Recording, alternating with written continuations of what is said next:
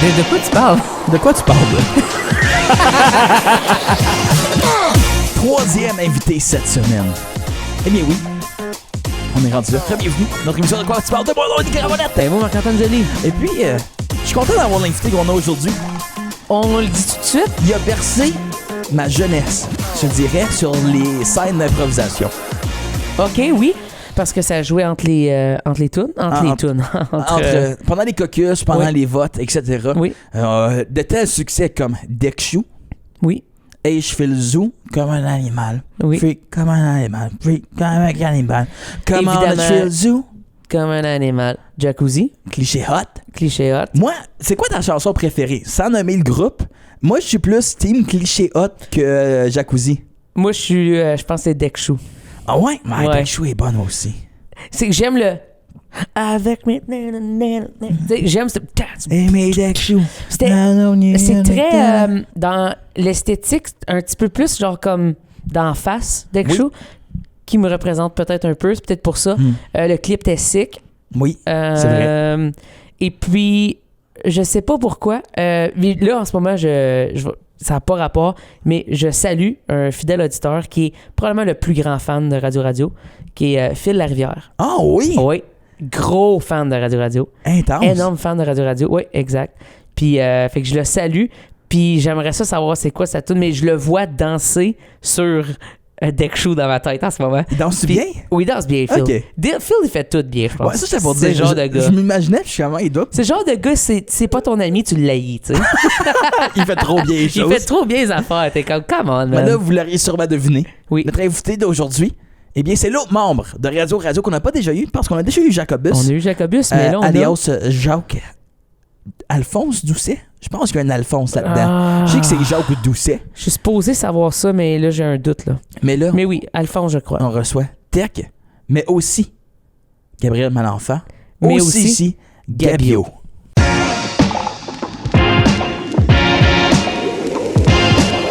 De quoi tu parles? De quoi tu parles, là? Membre de Radio Radio, ce fameux groupe acadien qui a un peu mis sur la map le rap fiac. Mais là, il y a des carrières solo aussi de ces gars-là. Absolument. Jacobus, on l'a déjà reçu. Et puis là, on reçoit l'autre partie intégrante de Radio Radio. Une émission très hâte de l'accueillir aujourd'hui à l'émission. De quoi tu parles de Gabio? Ça va bien?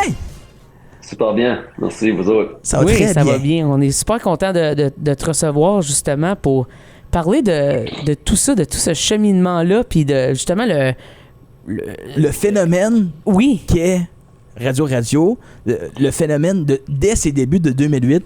Moi, je me souviens, à l'école, ça venait de sortir, puis là, tu pouvais pas te sauver d'une toune de Radio Radio. C'était n'importe quel événement scolaire ou rassemblement de monde. C'était comme 100%. bombe du Radio Radio, c'est accessible pour les jeunes, Ça va puis se passer. c'est bon. Oui, Tu sais, absolument. dans le même temps qu'on écoutait, c'était comme du swing, puis là, après, il y avait ça, puis t'es comme, ah, ça, c'est sick.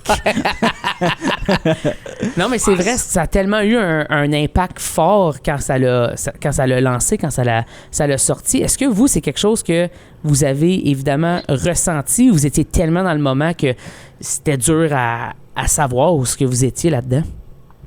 Ben c'est sûr que on a été genre de faire le EP de Radio Radio qui s'appelle Télé, Oui. genre dans notre closet ici à ma maison à Moncton, juste comme au plus DIY que tu peux le faire. Puis tu sais, on avait un critique dans le journal étudiant de l'Université de Moncton de Pascal à l'époque qui avait dit genre Radio Radio, c'est genre, ça marche jamais nulle part, c'est comme trop local, puis ça fait que l'ego était comme pas. on va dire, on le faisait pour le fun, puis on avait pas grand chose d'envisager plus que ça. Mais une fois qu'on a genre, on a tourné le vidéoclip de Clichat avec TFO sur leur fin de budget annuel. Qu'on a pu faire un clip comme magnifique, un peu iconique de Toronto, puis ces lieux historiques, comme Honest Ed, tout ça. C'est vrai que là, après cette vidéo-là, on a comme vu qu'il y avait un buzz qui a commencé à se faire, puis les shows, là, évidemment, on a pu signer à Montréal, puis avec un label, Bon Sound, puis là, les shows ont commencé à à grossir, du monde qui venait, les festivals puis tout. Ça fait qu'on s'est vite rendu compte qu'il y avait un buzz avec le groupe, puis tu sais, ça a pas vraiment raté. Ça fait que ceci dit, petite anecdote, notre manager à l'époque, Yannick de Bon Sound, c'est sûr quand tu commences une carrière puis tu commences à avoir des shows, si t'es pas genre t'as pas quelqu'un pour te rappeler que t'es vraiment un simple comme un mortel qui adonne à avoir une couple de fans, c'est facile que ça devienne la tête. Mon manager lui disait vraiment comme quote unquote, vous êtes la merde, vous êtes rien. Pour les premiers les premiers 5 ans, ça fait que ça nous a forcé à rester grounded. Puis je pense qu'on a gardé cette humbleté, si tu veux, là, toute notre carrière. Puis je pense que c'est parti de notre DNA. Puis les gens du festival le savent. Je veux retourner au début de Radio. Ouais. Parce que les débuts, c'était Jacobus avec, là, le nom de l'autre personne m'échappe. Ils ont parti, cette band. Maliko. Maliko, c'est ça. Maliko, puis là, Maliko il est parti. Et là, toi, tu t'es joint avec d'autres personnes. Et ton nom d'artiste, à l'époque, c'était pas Gabio, c'était pas Gabriel Malenfant, c'était-tu Tex? TX? Ouais, c'était... Avec Alexandre, on a fait des tunes qui s'appellent Lex et Tex, c'était comme notre duo, mais moi c'était comme mon DJ name, c'était Tex Still, j'étais turntablist à l'époque. Okay. TEK Still. Puis c'est ça, Jacobus et Maliko, ce qui est arrivé, c'est que Jacobus et Maliko, c'était le premier groupe de rap en Acadie, si tu veux. Puis il y avait une fameuse soirée organisée par Radio-Canada au bar étudiant à l'époque, probablement comme en 99 ou 2000. Puis c'était pour les musiciens en musique électronique. Ça fait que il y avait plein de DJs. Une couple de DJs, moi j'étais turntablist sur du scratch. Puis là, Jacobus et Maliko étaient là. Puis là, moi j'ai comme totalement comme FOMO big time. J'étais comme, wow, il y a du rap acadien, il faut que je me joigne à eux. C'est que je m'incrustais à eux. Puis là, Timo s'est aussi incrusté à eux. C'est qu'on a fait quelques tournées d'école avec Jacobus et Maliko. Moi je scratchais, Timo faisait du backup. Puis là, éventuellement, Maliko a arrêté de faire la musique. Puis quand Maliko a arrêté de faire la musique, on a commencé Radio avec nous quatre, Jacques, Alexandre, Timo et moi. Wow. Puis là, de là, évidemment, on connaît la suite. C'est que des succès monstres depuis ça. Moi, je me souviens écouter Musique Plus. Puis évidemment, c'est comme ça que je vous ai découvert. Moi aussi. T'avais du Radio, puis t'avais du Omnichrome. Oui, c'était c'est comme vrai, les deux grosses affaires. À l'époque, absolument. Puis les clips, ils étaient tellement, tu sais, comme pour moi, j'avais, je sais pas, une dizaine d'années, peut-être 12, ainsi de suite. C'est malade, ça. Je veux dire, je capote bien raide sur ces clips-là. Il y avait tellement de substances, tellement de trucs qui se passaient que t'es comme... tu voulais juste faire partie de ce mouvement-là. Est-ce que c'était voulu, toutes ces affaires-là? C'était-tu songé quand ça venait au clip, quand ça venait à la préparation des trucs? C'était-tu vraiment... vous saviez qu'il y avait des buzz, justement, par rapport au clip à ces époques-là? Ouais, je pense que l'univers visuel... était tout le fun pour nous autres de jouer avec, que ce soit le style ou que ce soit les photos, les choix de photographes qu'on a, oui. ou les clips. C'est sûr que c'est tous les univers de Radio 2 qu'on contrôle, puis qu'on s'amuse, puis qu'on trippe. On était 4 gars avec beaucoup d'imagination. C'est sûr que ce qui trait au look, la direction, moi puis Alexandre était un petit peu plus direction artistique, si tu veux, about it. Mais on avait toujours vraiment la main dans la pâte quand ça venait à faire les clips. On n'était jamais genre organisez-vous avec ça. C'est comme non, on avait déjà des concepts. Je pense qu'on approchait un réalisateur de vidéos, c'était parce qu'on aimait son style, ça se prêtait bien à la thématique qu'on avait en tête. On avait déjà un genre de script en tête. Ça fait en sorte qu'on a pu créer un univers juste comme psychédélique dès le début, puis avoir quelque sorte de consistance tout en restant ouvert depuis toutes ces années-là. Puis sérieusement, comme nos clips, comme les clips comme Guess What, puis vraiment cargué dans ma chaise, dès que je suis comme, il y a personne, il y a pas grand monde qu'on développe un univers visuel comme qu'on l'a fait.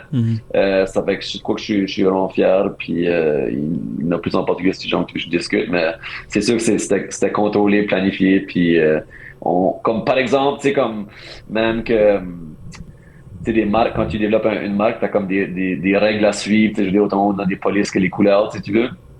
Mais Radio, c'est une chose qu'on s'avait dit, on veut jamais prendre de photos devant du graffiti. Okay. Parce que c'était comme trop gratuit, on voulait pas être comme hip-hop. Ouais. Comme, tu sais, avec tout comme Guess What, qui est un peu comme pour battre l'homophobie du hip-hop. C'est comme, on vient d'ailleurs. Ça fait que ça, c'était, tu sais, par exemple, une règle à suivre pour les visuels. Puis, pas de pause parce qu'on est comme à genoux après faire des peace signs. Ouais. Puis,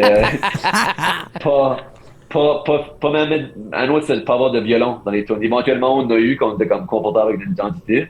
Mais, tu sais, on n'a pas mis beaucoup de violon. T'sais, on aurait pu facilement faire des albums plein de remix de violon, mais ça fait qu'on voulait garder cette universalité-là. Ça fait que ça vient un petit peu avec justement contrôler ta marque, puis ta vision, puis qu'est-ce que tu partages, puis l'univers que tu développes. Tu parles de ta vision, de la marque. Le nom Radio Radio, c'est comme un nom parfait, je te dirais, Oui, de vraiment. comme groupe. Ça fit super avec ce que vous faites. Peut-être aussi on est biaisé parce qu'on associe le nom à votre À musique. vous autres, oui, exact. Mais le nom Radio Radio, tu te souviens-tu de ces discussions-là avec Jacques, de le début de... Oui, absolument, parce que comme que tout est songé au groupe. T'sais, au début, on tournait avec Jacob Simanico et avec Radio Radio. Souvent, on tournait comme avec des délégations acadiennes en France, par exemple. Puis on nous appelle toujours les Acadiens. Ça fait qu'au début, on était comme, ah, man, on s'appelle juste les Acadiens. Puis juste parce que tout le monde nous appelle les Acadiens. Ça fait qu'on a été à une extrémité, genre, hyper régionale, si tu veux, avec la direction. Puis là, c'est Alexandre, étudiant en communication à l'université à l'époque. Puis j'ai trouvé le print-out l'autre jour qu'ils nous avaient envoyé l'email pour expliquer pourquoi Radio Radio. Puis en gros, ça fait que c'est Arthur Como qui a mis le nom. Puis il étudiait Marshall McLuhan, qui est un sémiologue, qui fait des études de communication moderne depuis les années 70. Puis c'est lui qui a venu avec la phrase The medium is the message. Ça fait que c'était l'idée du médium, la radio, comment est-ce que c'était, le rationnel, c'était que c'était comme un outil du peuple, tandis que la télévision est comme plus appartenue par c'est plus un outil capitaliste, si tu veux. Ça prend beaucoup d'argent pour, surtout à l'époque, on avait moins d'internet. C'était plus la télévision, c'était plus comme le médium des riches, si tu veux. Puis c'est un médium qui domine l'imagination au lieu de la radio qui laisse comme plus ouvert à l'interprétation puis à l'imagination. Oui. Ça fait que il y avait ce côté-là qui était partie de la réflexion. Puis il y avait aussi le côté que c'était un loop. Radio, Ouais. ça se répétait. Puis, tu sais, j'avais parlé à Anthony Maya à un moment donné, puis elle m'avait dit comme les Acadiens, souvent, on se répète au lieu d'utiliser des mots, on va dire très comme il est petit ou il est gros ou il est comme, tu sais, ça fait que ça revient, je pense, à ça, l'idée du loup. Puis finalement, c'est juste la question vraiment de l'universalité. C'est comme il n'y a pas de mot sur la planète qui est aussi universel. Quand même, le mot l'amour, c'est love. C'est comme, c'est différent, mais partout ce que tu vois, la plupart radio, ça reste que comme, on était prêt genre, à pénétrer peu importe le marché, là. C'est fou, ça. C'est fou que c'était réfléchi à ce côté-là. Comme Moi, je m'attendais pas à une belle réponse de même. Moi, je m'attendais à une belle réponse, mais Quand je m'attendais dit pas avec une sémiologue, explication. Oui, c'est ça. Là, j'ai fait, OK, c'est deep. C'est pas juste comme, ben, on voulait jouer à radio. Ça sonnait bien ensemble, on Puis l'a on mis a deux dit fois. radio C'est ça. parce que c'était drôle. Il y a vraiment une belle cohérence dans vos idées puis dans la suite logique du groupe, en fait, je trouve qui est vraiment incroyable puis qui nous confirme la raison pour laquelle ça fonctionne après autant d'années aussi. Le fait que vous soyez encore aussi big et évidemment retenu pour les festivals, des tournées, que vous vous promenez encore partout, c'est incroyable. Puis évidemment, vous avez eu des coups intéressants, comme par exemple, vous avez fait de la musique. Vos tunes ont été prises pour des pubs qui, évidemment, ont été... Bon, c'est des pubs qui étaient... Tu sais, je pense qu'ils auraient été moins... Bien, évidemment, moins incroyables si c'était pas avec les chansons. C'est-tu quelque chose que, quand vous vous êtes fait approcher avec ça, est-ce que t'étais... Au début, vous n'étiez pas sûr, tu sais, parce que j'imagine qu'il y a peut-être un blocage artistique qui vient avec ça, ou c'était tout de suite, oh oui, on est prêt, ça fonctionne. C'était quoi un peu la démarche artistique de ça? C'est sûr, comme quand on a sorti de Jacuzzi pour TELUS, puis ensuite Nouvelle Affaire pour Vidéotron, Oui. c'est sûr qu'à cette époque-là, il y avait comme des déjà des discussions en ligne, puis des questions qui se posaient au sein de l'industrie musicale, notamment les artistes. Carquois avait fait une pub, je pense, de Pepsi à un moment donné. Ça fait qu'il y avait. Puis alors, ça fait que le monde se demandait c'est-tu comme cool, du moins, ou c'est-tu genre moralement ou éthiquement acceptable. J'ai l'impression que c'est des discours. Les artistes font assez pitié tout de suite avec les sources de revenus que je pense pas qu'il y a personne qui ose dire genre qu'est-ce que tu fais à prendre une pub là parce que c'est comme on se fait violer tous les trous. Ça fait que je trouve que ça existe plus trop.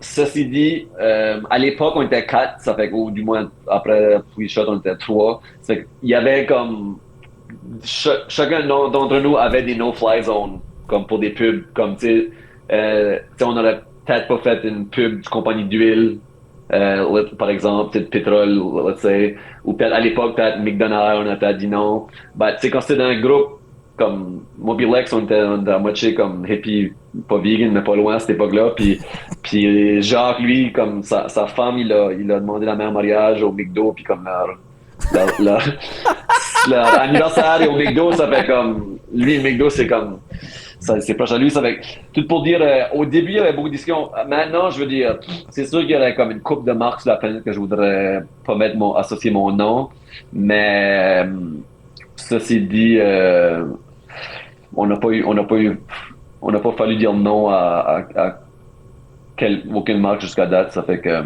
mais c'est sûr qu'il y a une réflexion à faire, puis surtout, il faut jamais que ça c'est un compromis, jamais qu'on a sorti une tune avec une marque qu'on n'aimait pas, ou qu'on n'était pas fier, ou qu'on n'a pas signé off complètement. Il faut que tu t'enjoyes en la faisant, il faut que tu files la marque, que tu files la thématique. Puis une fois que tu files la thématique, le reste, ça normalement, ça tombe en place. Puis jusqu'à là, on était chanceux pour pouvoir en faire une coupelle comme ça. Vous avez vraiment été les trailblazers du rap acadien, du rap chiac. Est-ce qu'au début, vous vous sentiez comme, je sais pas, une pression ou une... genre de... C'est-tu difficile pour vous autres de peut-être percer de... Ben non, là, parce qu'on a vu le succès monstre. Passé, mais oui. comme au début dans vos affaires, vous étiez-tu comme il faut-tu qu'on parle plus comme un accent québécois ou vous étiez juste comme on va faire de la musique comme qu'on fait puis who cares si le Québec aime ça ou pas? Ouais, c'est vraiment the latter, là. Yeah. C'est vraiment ce que tu viens juste de dire. C'est sûr, comme par exemple, il y a souvent du monde qui essaie de nous dire, comme si vous voulez pénétrer des marchés ailleurs, il faut faire X, Y, Z. Par exemple, comme au Franco-Fête en Acadie, je sais pas si vous savez comment ça marche, mais tu fais des showcases, évidemment. Yeah. Puis là, souvent, tu es chanceux, il y a comme tu parles des panneaux de juges, des gens d'industrie de différents marchés qui viennent te donner des pointers, des tips, puis te dire comme qu'est-ce que tu pourrais faire pour améliorer ton produit, si tu veux. Puis nous autres, je m'en rappelle comme un des top guys de la France, il me disait comme ouais, l'accent, l'anglais, blablabla, c'est comme ça serait mieux de changer. Ça fait qu'évidemment on n'a jamais fait ça, puis on comprenait que c'est le plus authentique que tu peux être, le mieux que c'est pour quelconque marché. Ça fait que non, on n'a jamais adapté quoi que ce soit pour. C'est sûr quand même quand tu fais des tunes, si c'est trop en anglais, c'est chiant, mais tu peux comme pas avoir du financement. Ouais. Ça compte pas comme des français, ça faut que tu watch ça. Mais ça c'est plus after the fact. Tu vas pas je vais pas avoir un English word counter quand je sais pas d'écrire. Du AI, tu mets ça, tu calcules, tu dis OK, j'ai-tu au moins 75% de francophones? Non, OK, on retourne au drawing board, tu sais. Mais non, c'est vraiment... C'est intéressant de voir le parcours. Mais là, maintenant, évidemment, tu as lancé un album solo. Puis là, tu es revenu aussi à Moncton, aux sources. Ben, ou dans la région de Moncton, là, je sais pas si tu vis peut-être l'autre bord de la rivière. Il est pas à Riverview. Non, je suis downtown. T'es-tu à Dieppe ou t'es à Moncton? Je suis à Moncton, yeah. There you go. Partir des guerres de clocher. Oui, non, ça ne faut pas faire des guerres de clocher. Mais le fait que tu as sorti ton album solo, est-ce que ça t'a permis d'aller vraiment piger des chansons qui avaient peut-être pas fonctionné pour Radio ou tu as vraiment de scratch faire regarde, moi c'est mon projet Gabio, c'est ce que je fais, puis je vais écrire du début pour ça. Ça fait-tu longtemps que tu écris pour ce projet-là? Pour répondre à ta première question, non, j'ai pas repris anything de Radio Radio. C'était vraiment un projet from scratch. Puis je voulais vraiment faire un album Gabio qui me représentait à ce moment-là dans ma vie. Ça fait que j'ai pas pris de tune du passé. Ceci dit, j'ai un album justement que je travaille dessus. Ça fait comme ça fait comme 15 ans que je suis it's work in progress. Là. Il reste juste à faire finir le mix master. Le mix est quasiment fini. Ça fait que j'ai un album anglais qui fait genre Vitam Aeternam que je travaille dessus, qui s'appelle Conspiring Universe. Ça fait que ça, j'ai joué une couple de tunes de cet album-là en Louisiane pour mon show solo. Mais l'album, celle-ci, au contraire, autant que j'ai genre, on peut dire que j'ai genre procrastinaté pour jamais vraiment le finir puis juste mettre la boucle parce que je suis busy avec d'autres projets. Celle-ci, le premier album de Gabio, je l'ai fait dans 2 semaines à peu près. Wow. From start to finish avec les beats. Puis ça qui est arrivé, c'est genre, au lieu de lancer un album Radio Radio cette année, on a décidé qu'on lançait nos albums solo, qu'on intégrait au show. Soit qu'on a cool. un petit peu utiliser la machine de Radio Radio pour promouvoir nos projets solo. Puis c'est pour ça que notre show de Radio Radio s'appelle Premier, Dernier, Best of. C'est le premier de Gabio, le dernier de Jacques, entre guillemets. Puis le Best of de Radio Radio. Ça fait que je savais que ça allait être ça la stratégie cette année. Ça fait que j'étais comme, fuck, ça vaut pas la peine que je lance un album anglophone avec Radio Radio, ça a plus ou moins rapport. Notre machine, nous autres, notre booker, c'est vraiment plus francophone. Tracking, c'est plus francophone de ça. Ça fait que j'ai dit, fuck it, je vais faire un album, je vais me donner une deadline tight. J'avais comme 1 mois. Ça fait que j'ai juste bossé fort à la cave chez nous à Moncton, dans mon sous-sol. Puis j'ai fait des beats, puis j'ai écrit des textes, puis dès le début, la première tune ça s'appelait Vers la mer, je savais que tout de suite ça s'appelait Vers la mer, puis au fur et à mesure j'avançais, ça faisait déjà 1 an que j'étais à Moncton, ça fait que j'avais déjà comme plein de bons souvenirs, de nouveaux souvenirs de créer, puis j'avais beaucoup d'émotions face à mon retour à Moncton, que ça manquait beaucoup, ça fait qu'il y avait plein d'emotional content, comme dirait Bruce Lee, pour faire cet album-là. J'aime aussi la tune Frenchies. C'est la seule place que tu peux acheter des bobettes usagées, je pense, au Canada. Oh yeah! je fly pas là, parce qu'il y a un tag, je dirais peut-être pas non. Mais c'est vraiment activité emblématique de Paris-Sud, c'est sûr. Est-ce que c'est toi qui as fait la prod de tout ça? Est-ce que c'est toi qui as tout réalisé cet album-là? Ouais, j'ai réalisé puis les arrangements, j'ai fait everything basically, de A à Z. Il y a juste Jacques qui a venu mettre sa voix dans Frenchie's Run justement. Mais sinon, le reste a été fait moi-même. Puis le pre-mix j'ai fait, puis là j'ai envoyé tout à Jean-Pierre, puis à Keenan pour qu'il fasse le mix master. Ah, très très cool. Là, tu l'as dit tantôt, tu reviens de la Louisiane, il y a comme pas longtemps, d'aller faire des shows en Louisiane, ça file-tu un peu comme un genre de comme une deuxième maison avec la population cajun? Vraiment, c'est difficile à expliquer. Les gens, c'est sûr qu'il y a tous les noms de famille qu'on trouve en Acadie, comme les Leblanc, les Cormier, les Gauguin, tout ça, c'est à tous les coins de rue. Déjà dans la face, tu le vois, puis là, en plus dans la vibe, juste comme la fraternité, puis c'est tout comme des cousins. Tout le monde était plus, c'est la saison du festival, c'est leur gros festival, c'est que tout le monde est déjà vraiment into it. Puis c'est un festival de bénévoles. Le festival, toutes les choses sont gratuites. Ça fait que les bénévoles sont vraiment présents pour des drives, pour te guider, pour quoi que ce soit. Ça fait que tu finis par développer une relation avec les autres. Puis ma femme québécoise, elle n'en revenait pas comment est-ce que le festival, juste la whole. Ça fait vraiment comme c'est cliché, mais ça fait comme une réunion de famille.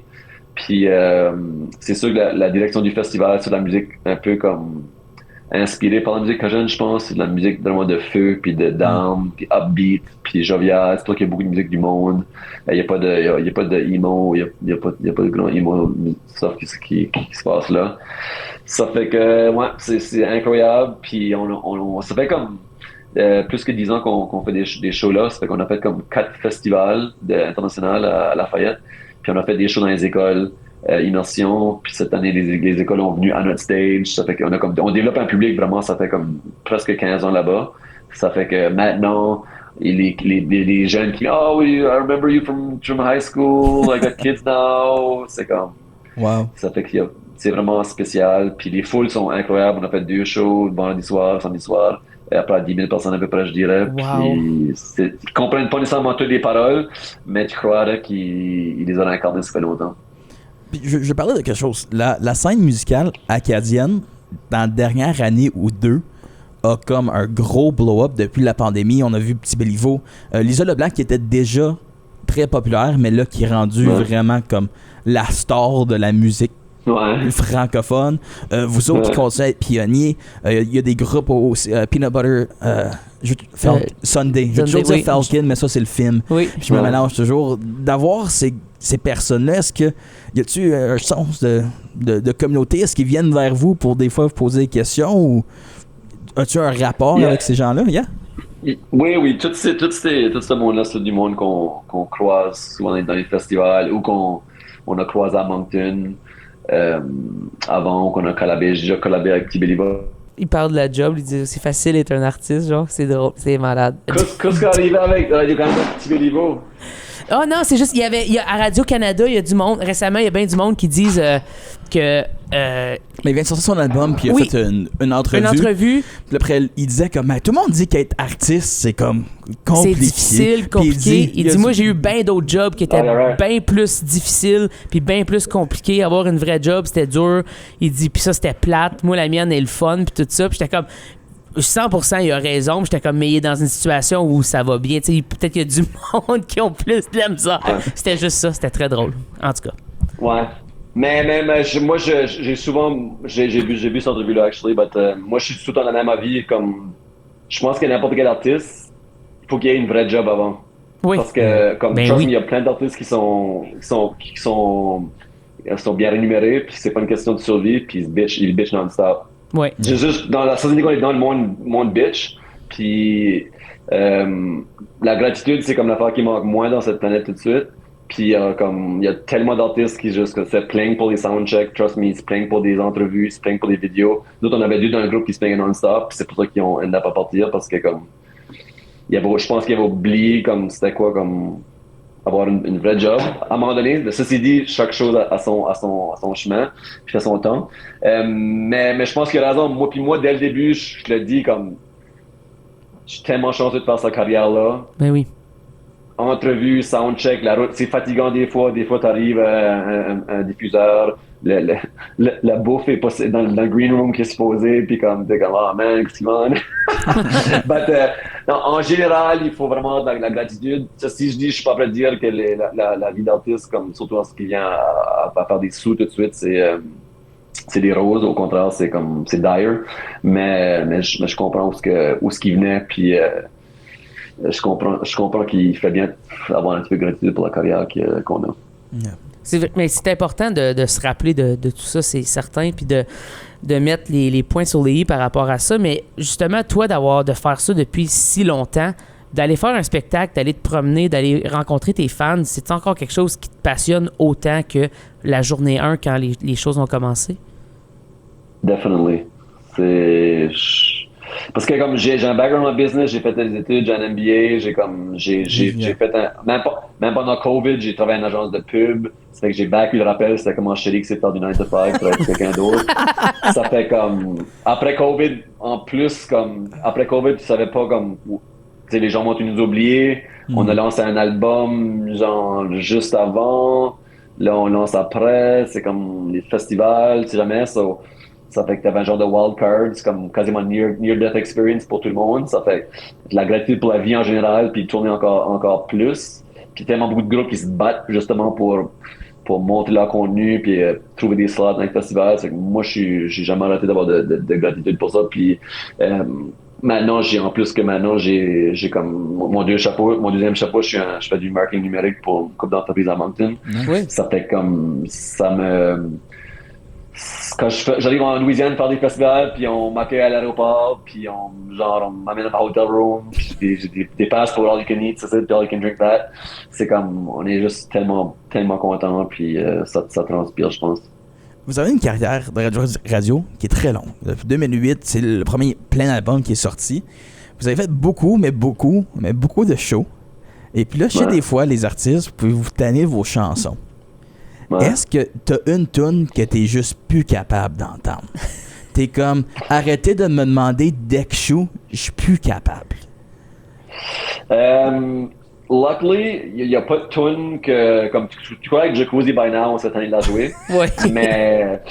Mais non, je suis pas tanné, puis ça donne que comme chaque tournée qu'on fait, je suis tous les 2 ans, en gros, même les tracks qu'on joue, on les joue différemment dans le sens que soit qu'on les intègre à une autre tune, soit maintenant que le DJ avec Jean-Pierre, on est capable de faire beaucoup plus de transitions comme un vrai DJ set. Ça fait qu'il y a comme des tunes qui se overlap, qui donnent une nouvelle vie à une tune. Ouais. Par exemple, comme Light the Sky, qui était une tune incroyable, on est comme surpris que ça n'a pas fait un co-commercial. Le verse est lent, le beat est comme passé fort, mais là on l'a intégré à genre Watch Nous Aller de Gabio, puis ça donne une nouvelle vie à la tune.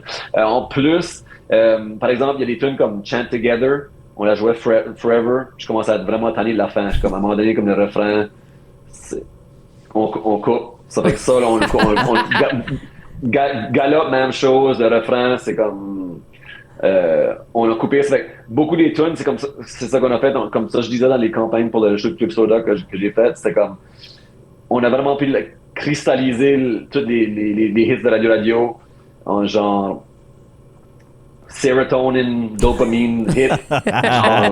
Vraiment, la seconde que t'es tannant, que t'es bien tanné, c'est déjà comme coupe de barre de trop là. C'est le nouveau show pour dire les tunes pour lesquelles qui me tannaient de l'ancienne tournée, ils sont soit gone ou en gros c'est juste une question de les couper, les shrinker. Jacques, lui, comme l'album anglais, c'était moi son cup of tea, c'était moi sa vision, c'est moi qui l'a poussé.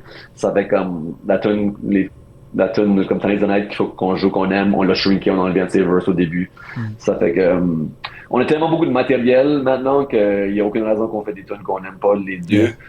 Puis moi puis Jacques, on est comme pas mal sur la même longueur d'onde quand ça vient à qu'est-ce qui marche pas, give or take, compromis, on s'accommode puis ça finit par tomber en place. T'as déjà fait un show de Radio avec un certain Joly? J'ai juste joué une ou 2 tunes, c'était pas tant que ça, mais oui, puis, au Festival Franco. Très drôle avec, puis je veux... Que tu veux que je la compte? Oui.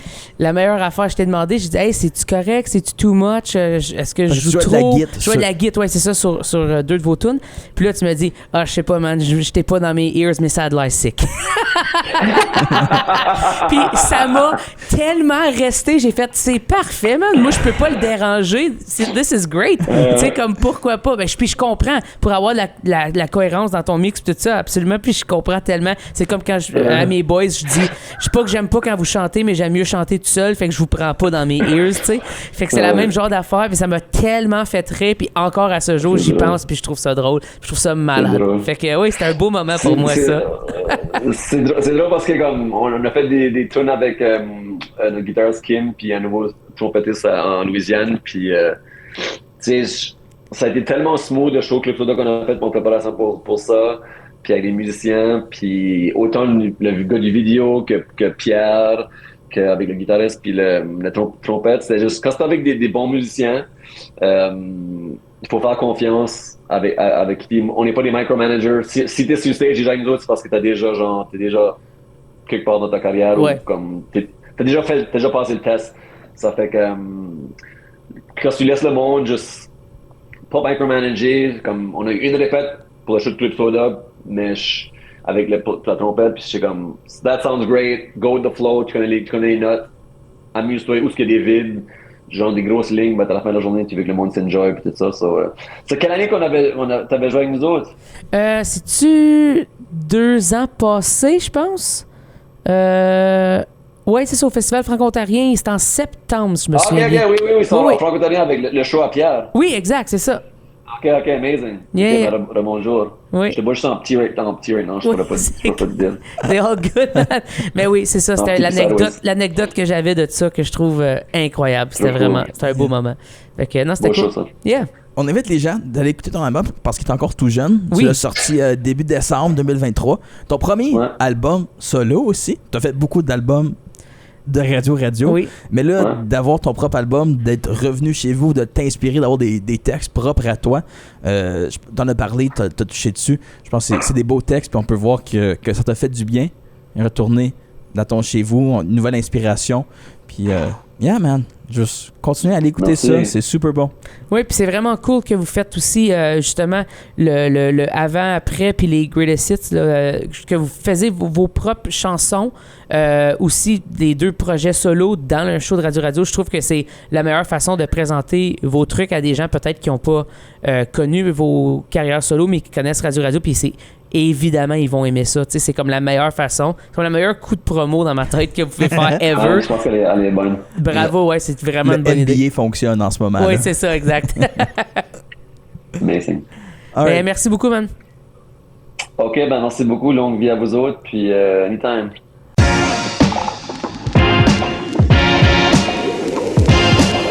De quoi tu parles? De quoi tu parles? Un grand merci à Gabio d'avoir été de la partie et de nous avoir parlé des maintes péripéties de son groupe qui est tout juste parti de l'Acadie. Oh, OK. Hey, j'ai fait quand même une solide Ouais, batch de rimes. transition pas pire aussi. Solide batch de Je rimes. te le donne. Maintenant, une petite tape sur l'épaule. T'as quand même pas les bars de Radio, mais c'est pas grave.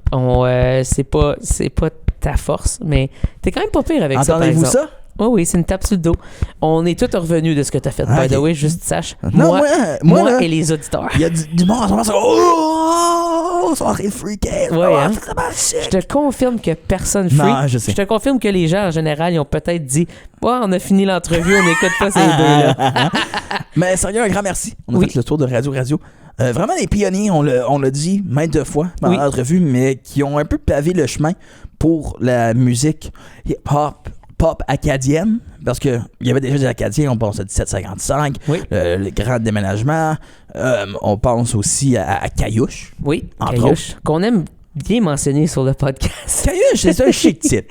Oui, on devrait le faire, Caillouche. Je sais pas si Caillouche sait comment faire fonctionner l'Internet. Moi, je pense qu'on peut s'arranger. Pour vrai, il y a quelqu'un... Il vit très proche de c'est ma soeur. Pour vrai, on devrait envoyer ta soeur demander « Veux-tu faire un podcast? » Le Caillouche va chez ta soeur faire le podcast. Avec ma soeur. Non, pas avec ta soeur. Ma soeur n'a pas de la bonne Internet. Ah, ben là, Non. je te dirais, c'est peut-être un problème de région, Je ça. pense là. qu'il faut juste aller là-bas.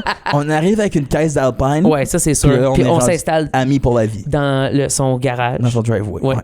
Puis Mais c'est un ça grand qui se merci à passe. Gabio. Oui. Justement, pavé ce chemin avec Jacobus. Moi, j'ai rencontré Jacobus avant. Oui. Et Jacobus, je l'ai rencontré. Ben, j'avais parlé une couple de fois avant, mais j'étais en direct de l'univers, pas pour mes propres affaires, parce que ma carrière n'est pas rendue là. Et je pense pas qu'elle va l'être, mais pour Céleste, exactement. Puis j'étais le trophy husband, que j'appelle. Puis il était là, Jacobus, puis on jasait parce qu'on parlait, les deux, on était en arrière-scène. Puis il est comme, je suis comme, ouais, moi aussi, je viens d'Hawkesbury, puis je suis comme, lui, il habite à Hawkesbury maintenant. Puis il est comme, je viens d'Hawkesbury, toi aussi, puis là, on jasait, whatever. Puis là, un moment donné, il m'a juste dit, hey, je vais prendre ton numéro. T'aimes-tu le bowling? Je suis comme, oui. Il est comme, OK, il faut aller bowler ensemble. Là. Fait que Jacobus, c'est un grand fan de bowling. Je sais pas si Gabio, il se fait embarquer dans les tournois de bowling de Jacobus. J'ai l'impression que sa passion... Ils ont clairement une belle complicité. Fait que Puis je pense que oui. Gabio, il y a une toune, Frenchies, Oui. et on a parlé à Jacobus. Oui. C'est un accro des... Faut que j'y aille la prochaine fois que je vais en d'aller à marquer. des Value Village, d'aller à des Frenchies, d'aller à des Value Goodwill. Village, je connais, mais Frenchies, non. Frenchies, j'ai jamais été. Faudrait y La aller. seule chose que je sais, c'est que tu peux acheter des bobettes usagées. Je sais, t'aimes ça dire Puis ça, moi- mais c'est vrai. Puis moi, ça m'empêche de traverser les portes. Je comprends. Moi, c'est ce qui Parce que moi, je me m'attire dis- le plus. Je veux le voir pour vrai. Est-ce qu'ils lavent les bobettes? Ben, c'est sûr. Mais à quel point? En même temps, il y a un marché de... Ben, C'est comme- ça. On va dire, tu donnes une paire de bobettes avec des traces de break. Elle se fait-tu laver?